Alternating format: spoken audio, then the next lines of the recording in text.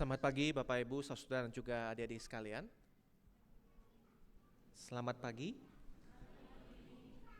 Bapak Ibu, saudara dan juga adik-adik. Beberapa waktu lalu, waktu kami sedang makan malam dengan satu rekan, lalu kami bertanya sempat tanya-tanya bagaimana pendapat dia mengenai Manado ini. Dan saya tertarik dengan satu kesimpulan dia atau hasil analisa dia. Dia bilang bahwa di Manado ini orang-orang kayaknya overdosis ibadahnya gitu. Ya. Jadi saya tertarik dengan istilah itu, overdosis, saudara. Karena sepertinya di Manado ini tidak kekurangan ibadah ya. Bagi Bapak Ibu yang sebagai guru, setiap hari ada devosi, ada chapel, ya kita banyak melakukan ibadah. Dan ini juga hari ini salah satu ibadah yang kita lakukan. Dan yang saya tertarik kenapa dibilang overdosis. Bukankah ibadah itu kalau banyak ya satu hal yang baik. Karena kan menolong kita untuk mengatur seluruh kehidupan kita memang berpusat kepada Allah sebagai yang utama. Tetapi saudara, overdosis ya satu gambaran keracunan. Karena di saat ibadah itu sepertinya diutamakan, ditinggikan, diprioritaskan, dilakukan ulang-ulang, tapi pada akhirnya dia hanya menjadi sekedar keharusan, kewajiban, dan tidak membentuk sesuatu pada diri orang-orang yang mengikutinya. Di situ mereka sebenarnya sedang keracunan. Saudara, ibadah yang semacam itu yang banyak dikecam di dalam Amos ini. Ya, sebagaimana yang kita akan perhatikan nanti. Saya mau mengajak kita melihat Amos pasal yang ke-8 ayat 1 sampai ayat yang ke-14. Amos pasal yang ke-8 ayat 1 sampai ayat 14.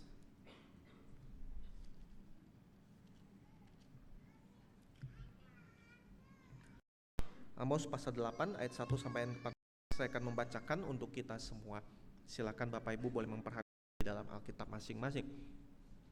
Inilah yang diperlihatkan Tuhan Allah kepadaku, tampaklah sebuah bakul berisi buah-buahan yang matang.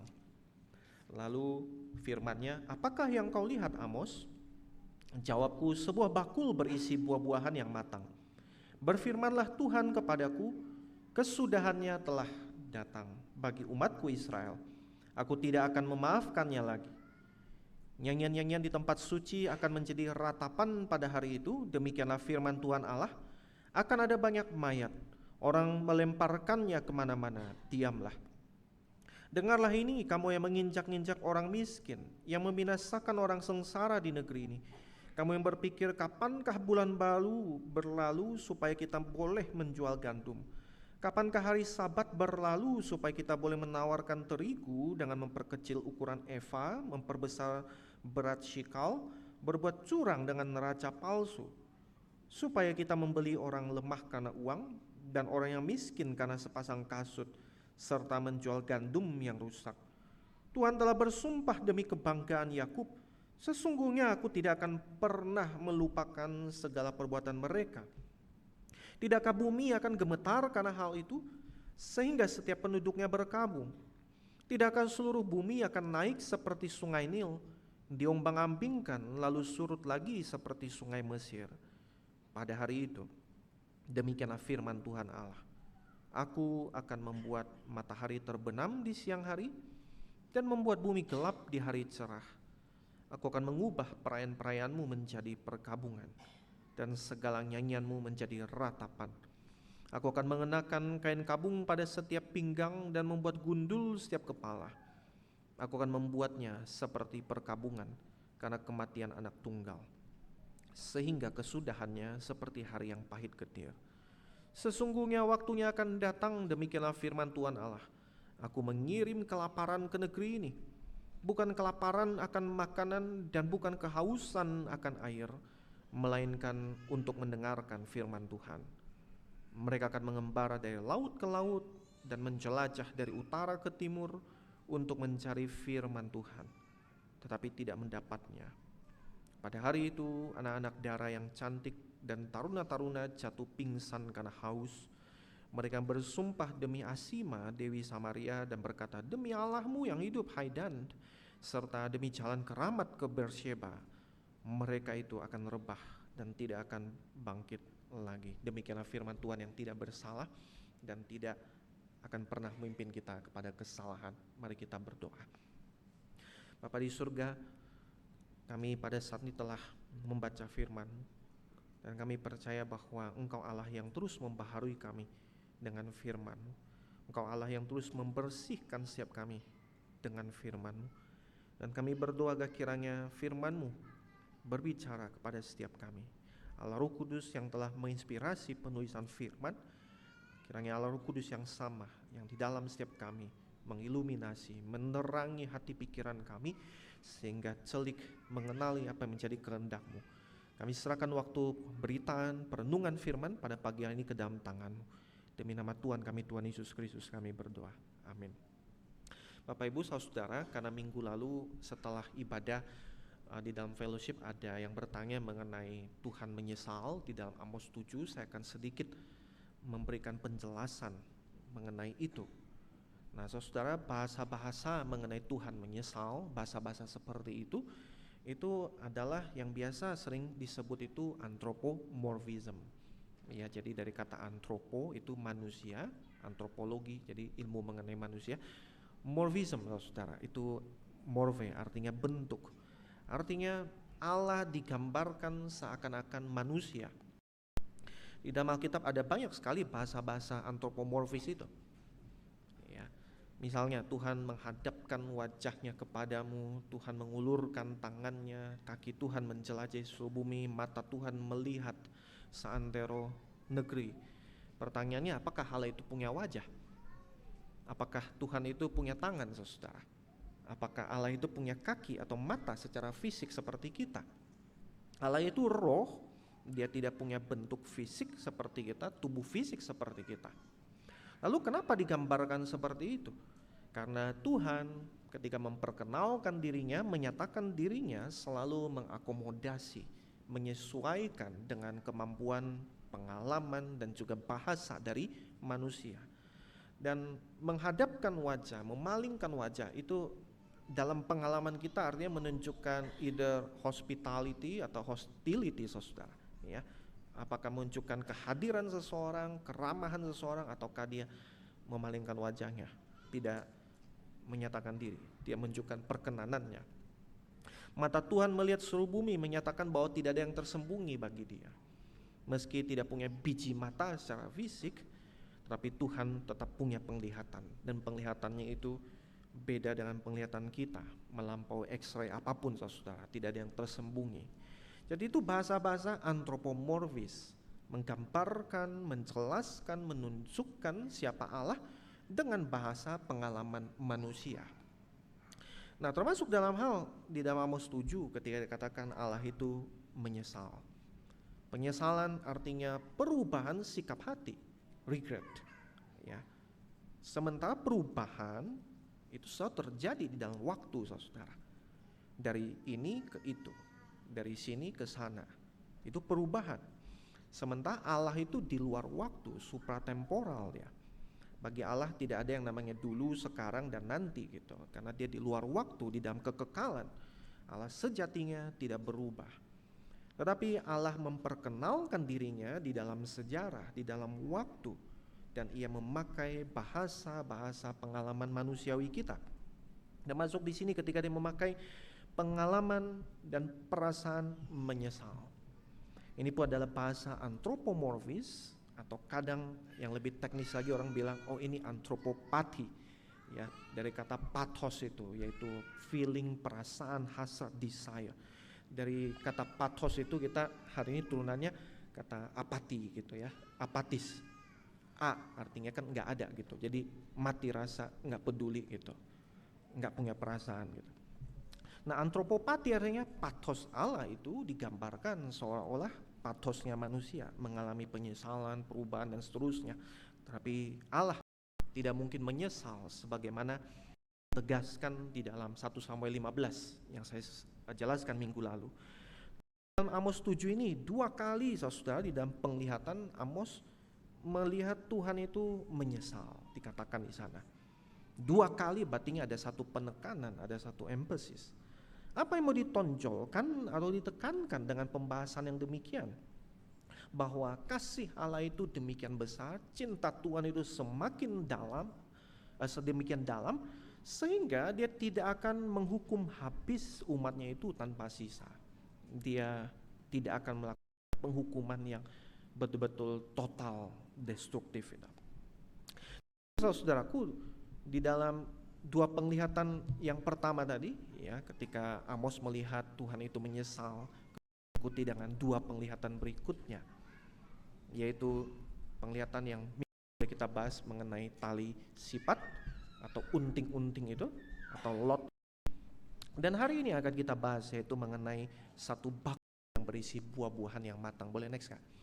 Nah, saudara, Tuhan digambarkan memegang lot, memegang unting-unting untuk mengukur bangunan, mengukur umatnya, dan menemukan bahwa mereka tidak hidup tegak lurus di dalam hal ibadah, di dalam hal pemerintahan, di dalam hal individual, di dalam hal sosial, di dalam hal religius.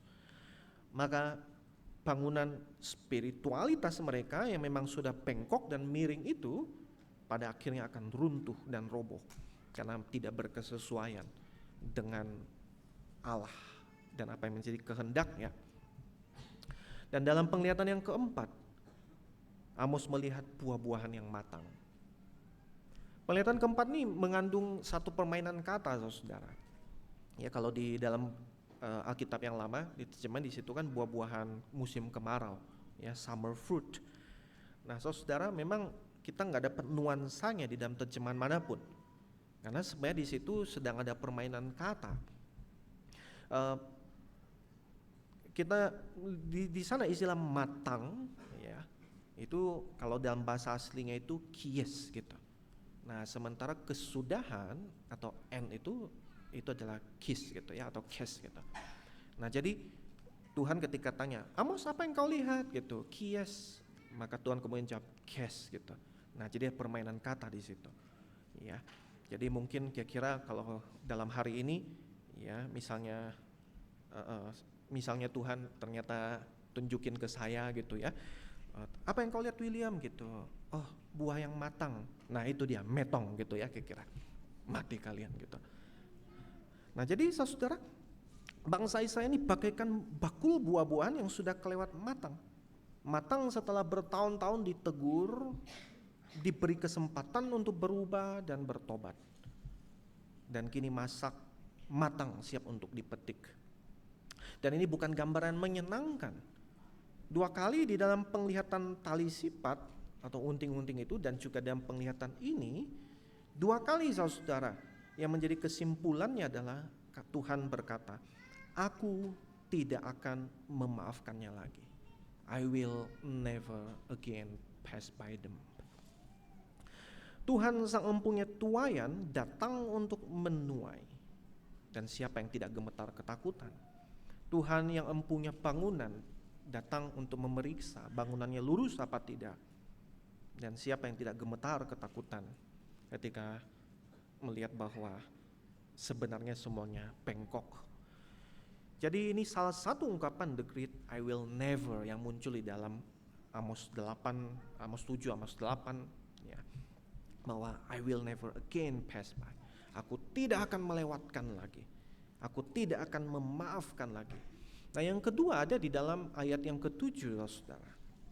Di sana dikatakan, aku tidak akan pernah melupakan segala perbuatan mereka. I will never forget. Saudara, kalau Tuhan yang maha tahu, Tuhan yang maha hadir, Tuhan yang maha kudus, Tuhan yang maha suci, Tuhan yang maha sempurna, mengingat dan tidak pernah melupakan perbuatan manusia, maka siapa yang bisa lolos, saudara? Kalau Tuhan sudah bicara bahwa I will never pass by, I will never forget, maka saudara, apa yang akan menjadi masa depan kita selain daripada kehancuran, penghukuman? Maka apa yang mau ditekankan di sini? yaitu bahwa yang pertama penghakiman Allah itu inescapable, tidak terhindarkan, tidak bisa dialihkan saudara. Ya, penghukuman Allah itu sifatnya inescapable, inevitable, unavoidable, tidak terhindarkan. Waktu untuk pertobatan sudah habis. Boleh next? Ya, masa untuk menyesal dan berbalik sudah nggak ada. Waktunya sudah genap, buahnya sudah matang, kemerosotan sudah puncaknya. Lalu pertanyaannya saudara, kenapa demikian? Apa yang sebenarnya terjadi sehingga penghakiman ini tidak terhindarkan? Perbuatan apa sih yang diingat-ingat Tuhan dan tidak dilupakan olehnya dan menjadi alasan hukuman itu dijatuhkan? Dan di sini kita melihat lagi penekanan Amos pada isu religiusitas dan keadilan sosial, masalah sosial. Antara yang vertikal hubungan dengan Tuhan dan kemudian yang horizontal hubungan dengan sesama. Antara worship dan social justice. Mari kita lihat di dalam ayat 4 sampai ayat yang ke-6. Bisa dikatakan, dengarlah ini hai kamu yang menginjak-injak orang miskin, yang membinasakan orang sengsara di negeri ini. Saudara, banyak kali orang berpikir masalah iman itu melulu hanyalah perkara ibadah dan pergi ke gereja atau bikin ibadah di rumah. Tidak salah saudara, tetapi iman dan ibadah jauh lebih daripada itu. Di dalam kitab Taurat kita membaca barangkali Tuhan itu mengatur dan bukan hanya tata peribadatan. Jadi masalah kurban, masalah ibadah, masalah hari raya, tetapi juga mengatur dimensi kehidupan sosial dari umatnya. Dan salah satu yang cukup sering muncul adalah perhatian Tuhan pada kaum miskin, kaum lemah, kaum malang. Dan Bapak Ibu, saudara bisa membacanya sendiri di dalam Ulangan pasal 15, juga Ulangan pasal 24 ya, sebagai contoh. Bisa dikatakan kalau ada yang kerja sama kamu, gajinya kamu jangan tahan. Waktu matanya sudah terbenam, sudah harus kasih. Kalau dia minjem uang dan mau gadaikan barangnya, jangan kamu yang masuk, pilih-pilih mau barang mana. Ya, yang sesuai dengan uang yang kau pinjemin, jangan. Kamu berdiri di depan pintu dan biar dia yang pilihkan. Dia mau kasihin apa buat kamu. Kalau dia mau gadaikan baju atau jubahnya, kamu sebalikin. Ya, jangan sampai dia mati kedinginan waktu malam hari. Kalau ada yang kerja sama kamu, jangan abaikan Sabat dan juga tahun kelepasan. Ya, jadi tidak harus terus-menerus dia jadi budak kamu. Kalau ada tanah yang dijual, ingat tahun Yobel, tahun itu reset gitu. Ya, the great reset. Jadi balik lagi semuanya. Kalau panen jangan sampai habis, tapi sisakan untuk orang yang miskin gitu. Kalau ada yang jatuh ya jangan dipungut gitu, dipungut sampai habis gitu. Ada sisanya supaya kalau ada yang datang butuh makan, dia bisa ambil dan ada makanan untuk mengganjal perutnya. Jadi itu semua etika neighborliness, satu etika memperhatikan dan mengasihi sesama. Tapi saudara perhatikan, kecaman Tuhan di sini adalah engkau menginjak-injak orang miskin, membinasakan orang sengsara di negeri ini. Yang terjadi adalah orang miskin diinjak-injak, orang sengsara dibinasakan, orang lemah diperbudak. Dan yang mengerikan, ini semua terjadi di saat semua yang berbau religius itu tetap jalan. Kita lihat di dalam ayat 5 dikatakan, kamu yang berpikir, kapankah bulan baru berlalu supaya kita boleh menjual gandum? Kapankah hari Sabat berlalu supaya kita boleh menawarkan terigu? Dan seterusnya. Jadi saudara, ini orang-orang yang bicara pada saat lagi perayaan, lagi bulan baru, lagi hari Sabat, lagi ibadah saudara. Dan di dalam keadaan demikian, semua aktivitas perekonomian berhenti. Orang-orang merayakannya, orang-orang beribadah, yang religius jalan. Tetapi perhatikan apa yang mereka pikirkan selama mereka berhenti di aktivitas ekonomi dan kelihatannya sedang beribadah. Mereka mikir-mikirkan kapan ya ini semua bisa selesai dan saya bisa segera lanjutkan bisnis yang curang dan jahat itu.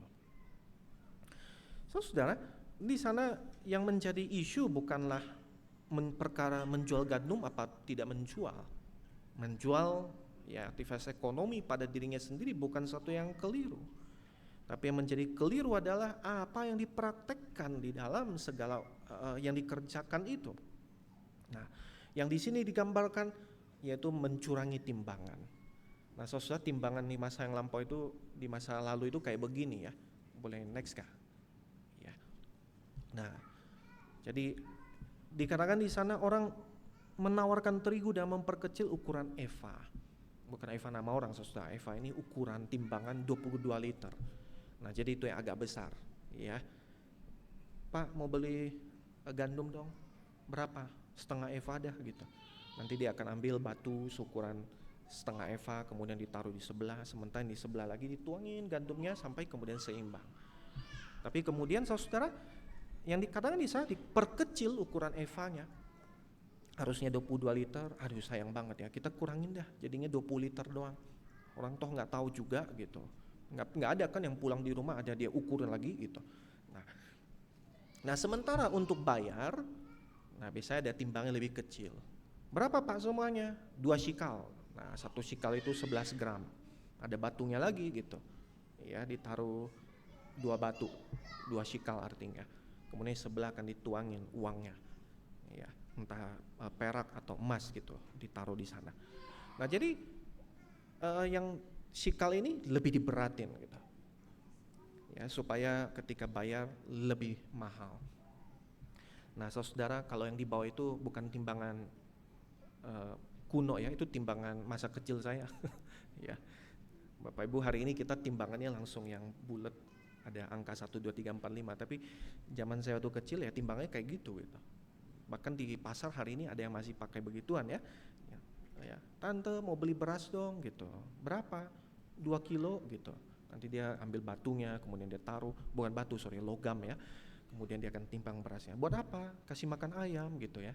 Nah setelah itu saya akan bayar, kasih 100 perak, 1 kantong ditimbang 2 kilo gitu ya. Nah, enggak saudara, itu bercanda ya. Kami tidak seprimitif itu. Ya, jadi bayarnya itu tetap dihitungin gitu, pakai uang, bukan timbang. Nah, saudara, jadi yang terjadi ada di sana mencurangi timbangan. Nah, buat kita hari ini mungkin gambaran ini kurang relevan karena kita nggak terlalu sering pakai timbangan lagi gitu. Timbangannya digital semua. Tapi contoh yang relevan mungkin kita pikirkan saudara ya, mungkin ketika boleh next ya, ketika ngisi bensin di SPBU, ya toh ya, terus SPBU-nya kemudian diatur, harusnya 1 liter, tetapi ternyata tidak 1 liter, takarannya dikurangi, di mesinnya itu 1 liter, tapi supaya tidak pas 1 liter, sementara bayarnya tetap seperti itu. Jadi saudara, serem sekali mentalitas orang-orang Israel yang mengaku umat Tuhan pada hari itu. Sementara ibadah langsung mikir gitu, besok saya bisa di mana lagi ya jual ini barang gitu. Dan sedihnya saudara, bukankah mentalitas yang sama ternyata juga akrab dengan orang-orang yang mengaku umat Tuhan yang hidup pada hari ini? Aduh, kapan ya ibadah ini bisa segera selesai supaya saya bisa segera cari cuan. Aduh, saya nggak sabar bisa segera buka aplikasi, uploadin, jualin barang-barang murahan dengan harga semahal-mahalnya. Sementara ibadah mikirnya besok saham busuk mana yang saya mau goreng ya. Sementara ibadah tidak sabar, aduh besok saya mau segera utak-atik tuh pembukuan. Mikirin gimana anggaran itu bisa diubah. Aduh, ada proyek baru. Besok bagian mana ya yang bisa ku naikin anggarannya, ku turunin spesifikasinya. Oh ya, besok ada jatah solar masuk. Di mana ya bisa itu mobil kencing dulu? Aduh, ini udah bulan November. Besok siapa ya target yang bisa ku jualin itu rumah, itu mobil yang bekas kebanjiran dengan harga yang lebih mahal. Ada lagi nggak ya orang yang bisa kujualin itu tanah bodong di sana? Siapa yang bisa kujualin itu rumah sengketa ya? Aduh, moga-moga besok si kokok ayamku itu menang gitu, pas habung gitu. Jadi saudara, sementara ibadah padat berjubel, sementara jadwal ibadah rumah padat silih berganti, tapi kejahatan dan penindasan juga merajalela tiada berhenti. Ibadah saudara pada akhirnya dilakukan bukan karena kehausan, tapi karena keharusan. Bukannya menolong orang semakin mengalami pengudusan, makin kudus tapi makin bulus. Bukan makin mencari yang bajik, tapi malah makin fasik. Di dalam ibadah bisa kredonya God is good, Allah itu baik. Tapi begitu kuat, greed is good, serakah itu baik.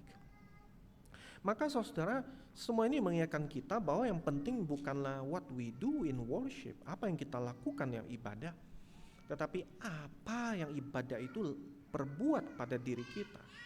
What worship do to us. Apa yang ibadah itu perbuat pada diri kita.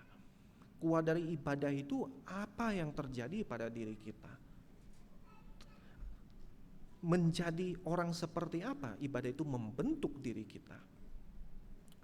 Nah, saudara, ketika ibadah hanya diperlakukan sekedar ya hanya perhentian stop semata, sementara, dan even ketika dilakukan pun dengan pikiran tetap besok itu saya harus segera mencari cuan, ya, mengejar mamon dengan cara bahkan menindas sesama saya, tidak masalah, tidak apa-apa. Maka di saat itulah saudara, Allah dikatakan bahwa aku tidak akan memaafkannya lagi. Aku tidak akan pernah melupakan segala perbuatan jahat mereka. Dan ini membawa kita kepada satu penungan yang kedua mengenai penghakiman dari Allah itu. Penghakiman dari Allah yang inescapable itu, yang tidak terhindarkan, tapi penghakiman yang sama itu juga saudara, penghakiman yang sangat-sangat terrible, sangat-sangat mengerikan, sangat-sangat menakutkan.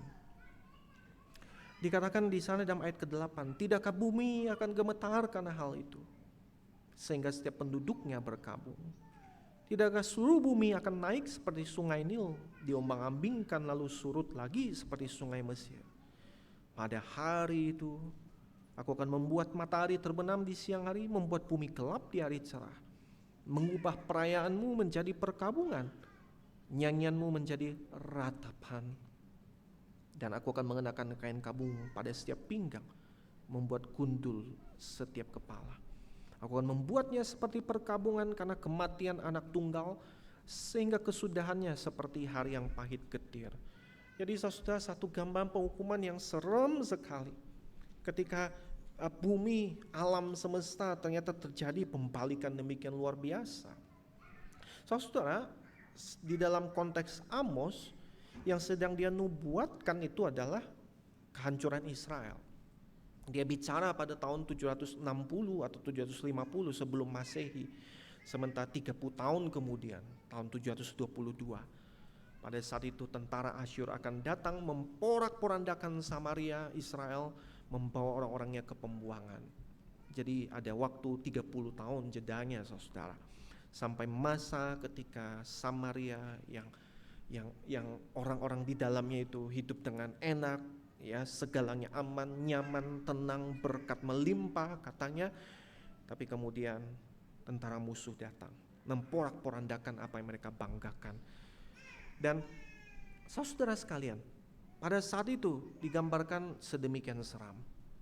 Akhirnya tidak lagi suara perayaan, yang ada ratapan dan perkabungan.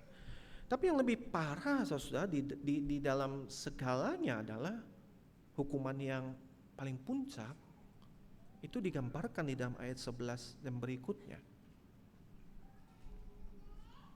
Tuhan di dalam pasal 4 sudah katanya, ya, utus kesusahan, berikan ketidaksuburan, ya, mereka kesulitan panen, kekurangan makanan, diberikan kelaparan secara fisik, tapi tetap mereka tidak berbalik. Dan di dalam ayat 11 dan berikutnya, di sana ternyata penghukuman yang paling seram adalah ketika Tuhan diam. Sesungguhnya waktunya akan datang, demikianlah firman Tuhan Allah, Aku mengirim kelaparan ke negeri ini, bukan kelaparan akan makanan, bukan kehausan akan air, melainkan untuk mendengarkan firman Tuhan. Mereka akan mengembara dari laut ke laut, menjelajah dari utara ke timur untuk mencari firman Tuhan, tetapi tidak mendapatkannya.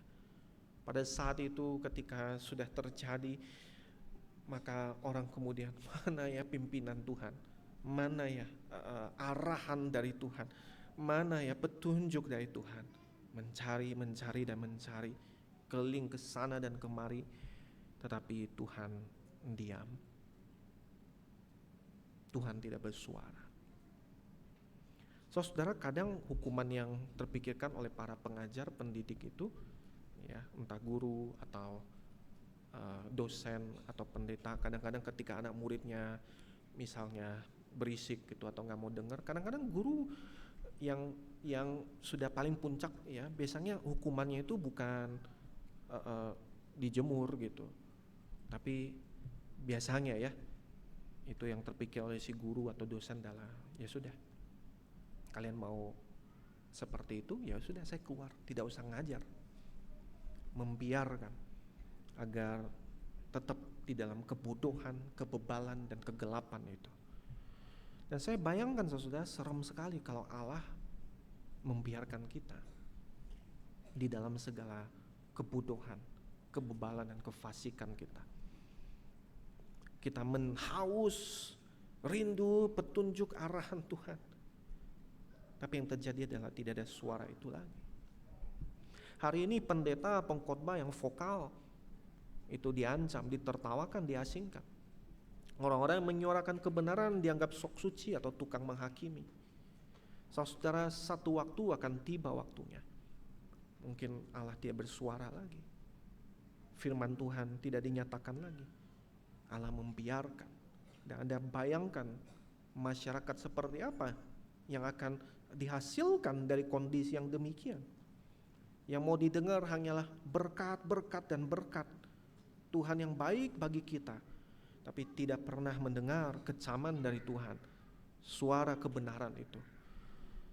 Maka kita akan dibiarkan di dalam kebebalan, tidak pernah memiliki satu wisdom, rasa takut akan Allah, dan tidak pernah mengalami pembaharuan dan perubahan itu.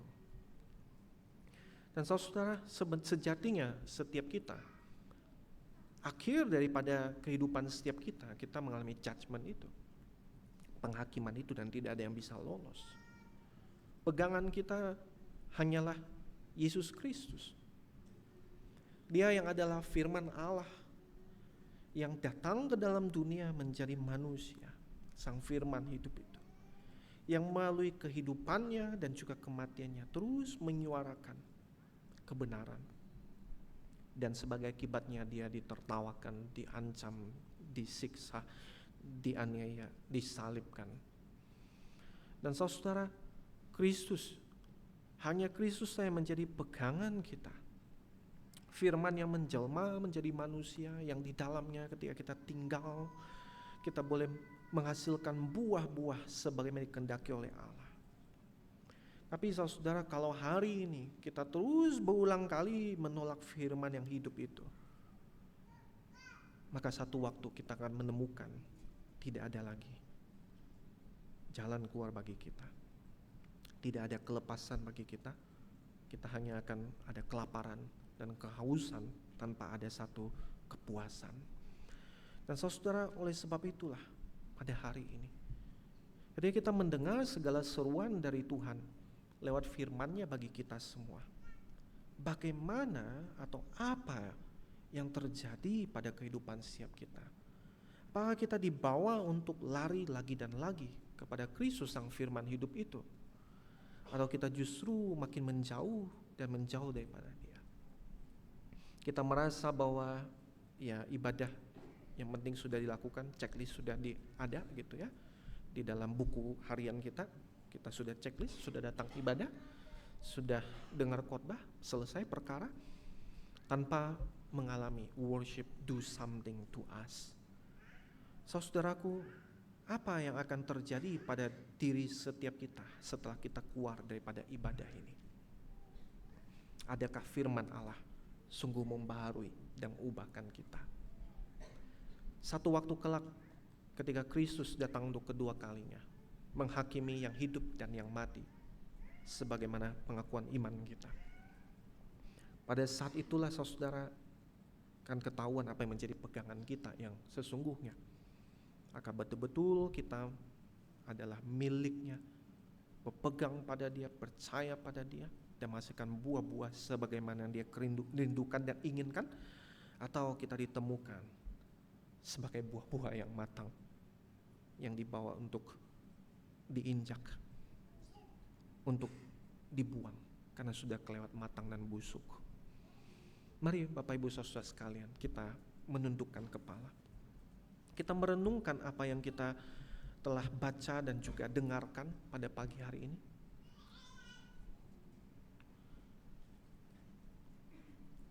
Biarlah kesadaran akan segala dosa-dosa kita membawa kita mencari dan berpaling lagi dan lagi kepada Sang Juru Selamat, Yesus Kristus. Dan saudaraku, biarlah ketika kita mengaku Kristus sebagai Tuhan kita, biarlah kehidupan kita pun berpadanan dengan Injil itu. Mari saudara, kita berdoa secara pribadi di hadapan Tuhan. Nyatakan apa yang menjadi respon kita setelah kita membaca dan merenungkan firman ini.